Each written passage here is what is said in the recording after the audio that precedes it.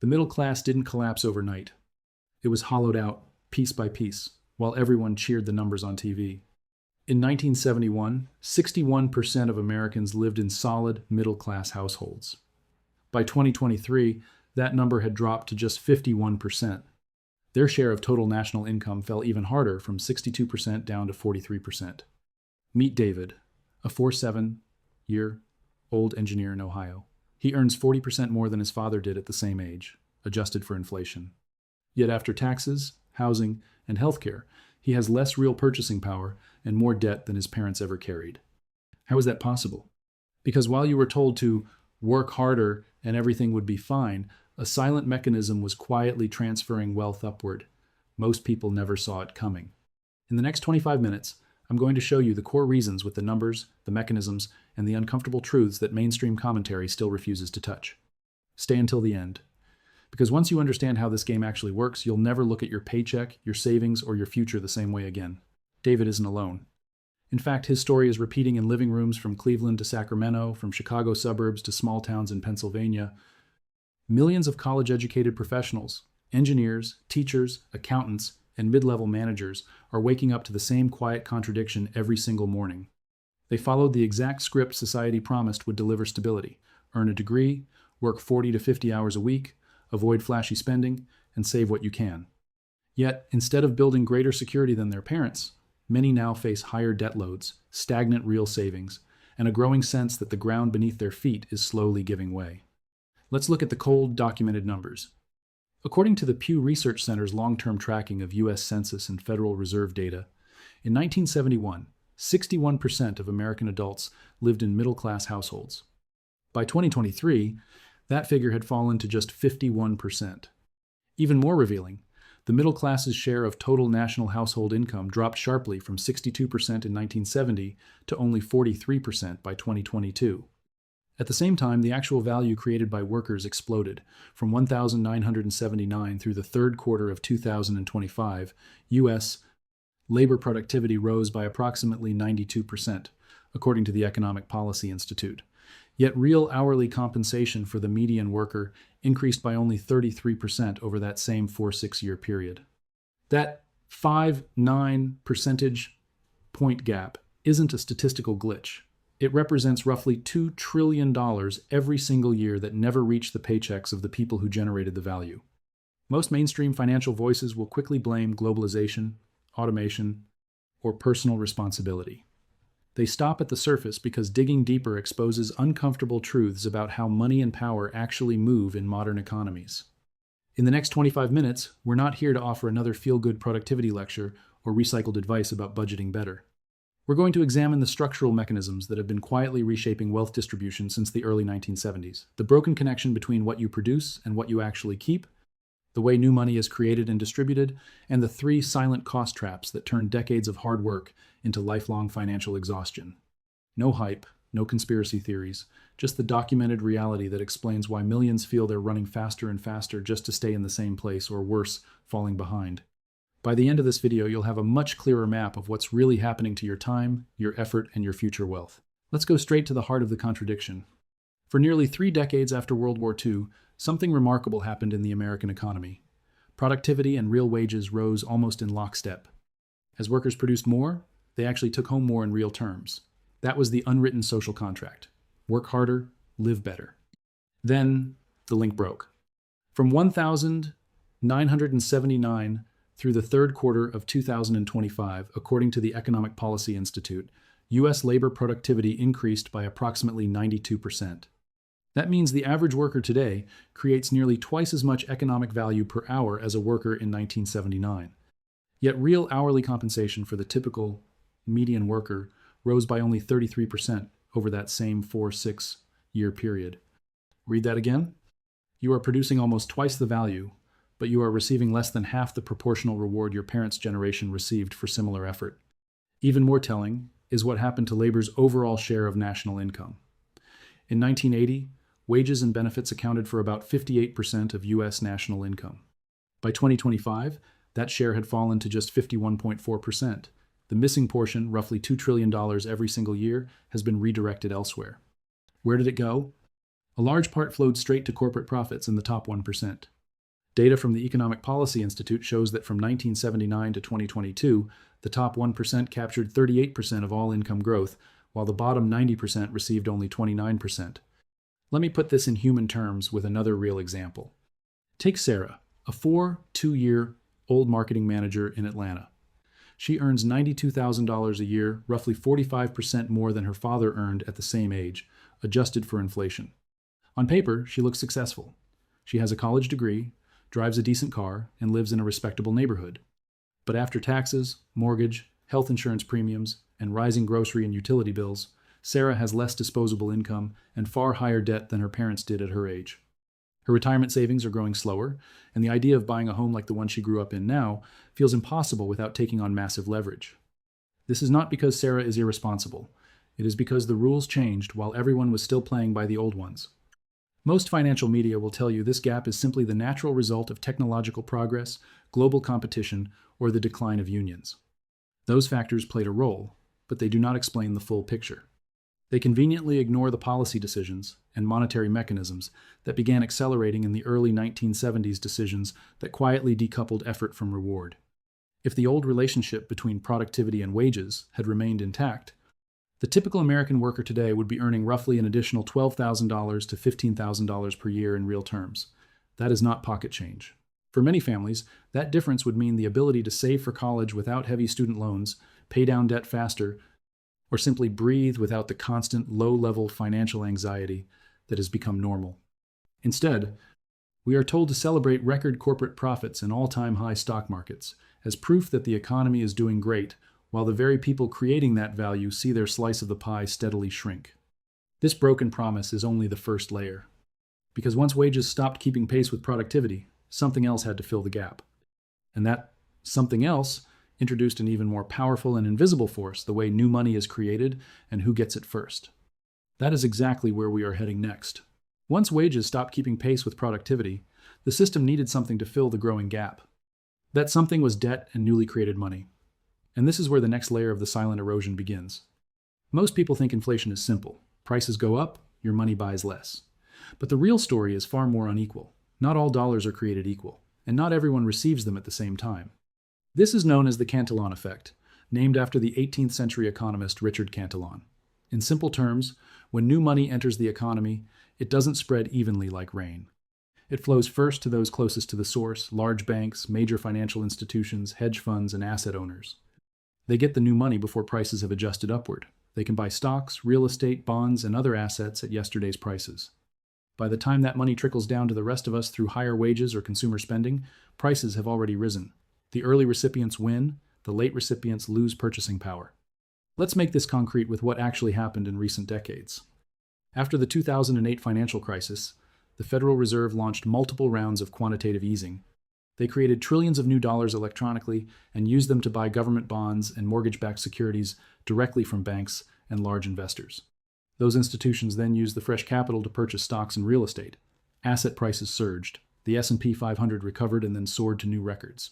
Home values in desirable areas skyrocketed. Wealthy portfolios ballooned. Meanwhile, the typical worker saw their real wages stagnate or grow only modestly. By the time salary increases or stimulus checks arrived, grocery prices, rent, healthcare costs, and fuel had already climbed. The same pattern repeated even more aggressively in 2020 during the pandemic response. Trillions more were injected into the financial system. Stock markets hit all-time highs within months. Even as millions faced unemployment and small businesses struggled, tech giants and asset owners gained enormously. The middle class watched their cost of living accelerate while their wage gains lagged far behind. Here's another real example. Consider Michael, a 39-year-old software engineer in Austin, Texas. Between 2019 and 2024, his salary increased by 28%, solid on paper. But during that same period, home prices in his area rose over 60%, rents jumped 45%, and everyday expenses like food and insurance increased sharply. The new money created by the Fed reached Wall Street and Silicon Valley investors first. Michael received it last, after prices had already adjusted. This is not random. It is the predictable outcome of how modern central banking works.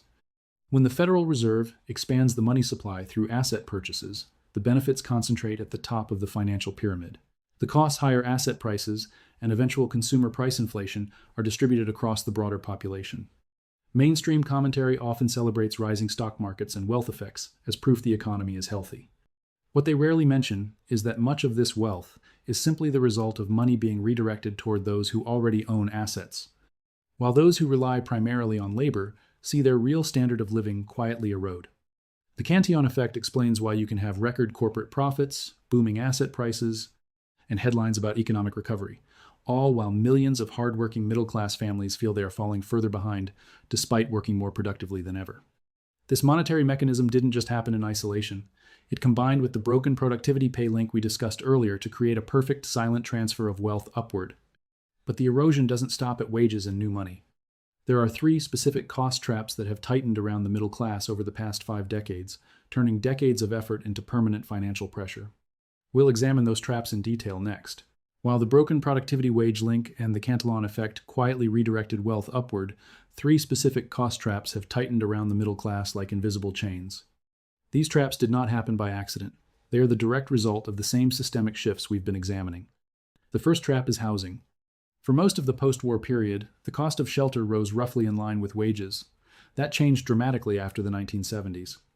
According to the Federal Reserve and Harvard's Joint Center for Housing Studies, between 1980 and 2024, median home prices in the United States rose more than 400% after adjusting for inflation, while real median household income grew by only about 35% over the same period in many regions. Today, in major metropolitan areas, it is common for middle-class families to spend 35 to 45% of their after-tax income just on housing, rent, or mortgage.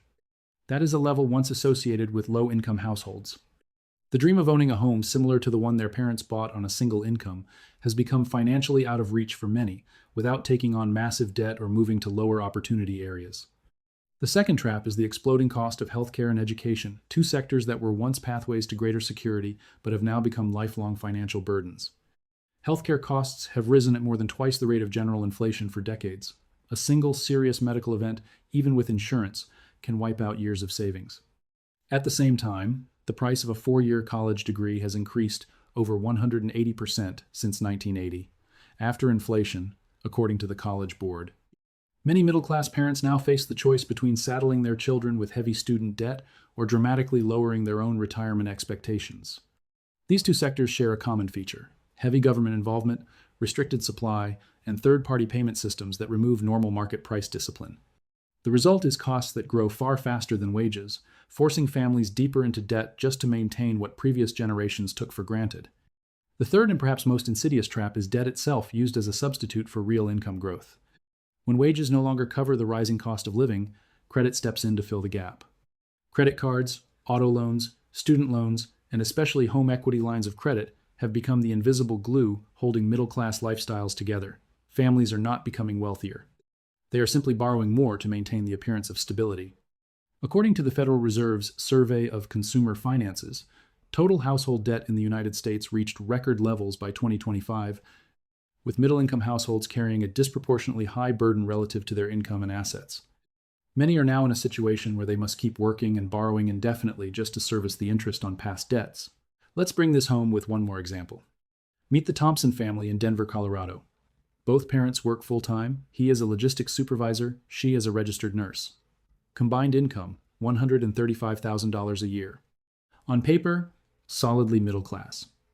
Yet after mortgage, 2 car payments, health insurance deductibles, private school tuition for 1 child, and minimum payments on student loans from their own education, they have less than $800 left each month for food, utilities, clothing, and any unexpected expenses. They have almost no emergency savings, and their retirement accounts are growing far slower than they had planned. They are not extravagant. They drive used cars, vacation rarely, and shop carefully. Still, the system has turned their hard work into a treadmill where forward progress feels almost impossible. These 3 traps, housing, healthcare, and education costs, and debt substitution, did not emerge in isolation. They are the natural consequence of decades of monetary expansion, asset inflation, and policy choices that consistently favored capital owners over labor. The combined effect is devastating. The middle class is not just earning less in relative terms. Their real standard of living is being hollowed out, even as they continue to produce more value and pay more in taxes. This is the slow erosion we spoke about at the beginning. Not a sudden collapse, but a gradual, systematic transfer of wealth and security from the broad middle to the top of the economic pyramid. By now, the pattern should be clear. The productivity-pay disconnect, the Cantillon effect, and these three silent traps have worked together for over 50 years to reshape the economic landscape. But understanding the problem is only half the battle. In the final part of this video, we will step back, summarize what this all means, and begin to draw the map that allows you to see the game clearly, so you can start making decisions that actually protect your wealth instead of feeding the system that is quietly taking from you. What we have examined in the last 25 minutes is not a series of random economic misfortunes. It is a documented, decades-long pattern. The broken link between productivity and real wages since the late 1970s. The Cantillon effect, where new money created by central banks flows first to asset owners and financial institutions. And the three silent traps, exploding housing costs, healthcare and education, inflation, and debt used as a substitute for genuine income growth that have slowly hollowed out the financial security of the middle class. Taken together, these forces have produced one of the largest quiet transfers of wealth in modern history, from labor to capital, from the broad middle to those who own assets, and enjoy first access to newly created credit and money. In 1971, 61% of Americans lived in middle-class households with a healthy share of national income. Today, that share has fallen significantly, while productivity has nearly doubled and trillions in value have been redirected upward. This is not theory. These are numbers from the Pew Research Center, the Economic Policy Institute, the Federal Reserve, and the U.S. Census Bureau, all publicly available data that most mainstream commentary prefers to gloss over or explain away with surface-level excuses. The uncomfortable truth is this: the system is not broken by accident. It is working exactly as designed for those at the top of the monetary and asset pyramid. While you were told to work harder, save more, and celebrate rising GDP and stock market records, the ground beneath the middle class was being systematically eroded. But here's the most important point I want you to take away. Awareness is the first and most powerful form of resistance. Once you see the mechanism clearly, the productivity gap, the Cantillon effect, the three silent traps, you stop falling for the empty advice that keeps people trapped on the treadmill. You stop believing that your declining purchasing power is simply because you are not productive enough or not disciplined enough. Instead, you begin asking sharper, more dangerous questions. Where exactly is my real wealth being taken? How can I stop being the last person to receive new money in the economy? What kind of assets and strategies actually protect purchasing power in a system built on monetary expansion and asset inflation? And most importantly, what changes do I need to make in how I perceive and manage wealth from this point forward? This video is not meant to leave you in despair. It is meant to give you the map. If you found clarity in these mechanisms, if something clicked and you now see your paycheck, your housing costs, and your future differently, then the work has already begun. In the next episode of The Wealth Perception, we will go deeper into the invisible costs that every asset you own is quietly taking from you, the hidden fees, taxes, and erosions built into the very things society tells you are safe investments. Until then, remember this: you are not doomed to lose this game. You simply needed to see how the game is actually played. If this video helped you see more clearly, do two things. Hit the like button so others who are waking up can find it, and subscribe with notifications turned on. We are just getting started exposing the illusions that control modern wealth. Thank you for spending these 25 minutes with me. Stay aware. Question everything. Take control. See you in the next one.